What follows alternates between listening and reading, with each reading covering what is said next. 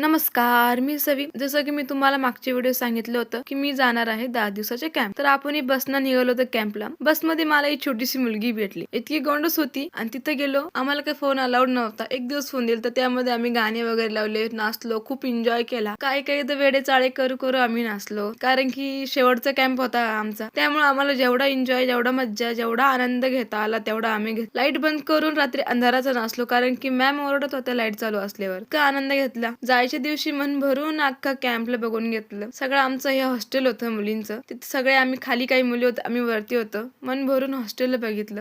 तिथं आम्ही सगळ्यांनी भरपूर मजा केली. आमचा हा 3 वर्षाचा प्रवास आता फक्त काही महिन्यांवर राहिला. 3 वर्ष कसं निघून गेले तेच कळलं नाही, कारण की 3 वर्ष आम्ही इतके मज्जा मस्करी रगडा खाऊन घेतले आणि आमच्या अक्काला इथं मगा सापडलं होतं आणि इथं ब्रश पडलेला होता. मस्त मज्जा मस्ती करत आम्ही शेवटच्या दिवशी आनंद घेतला.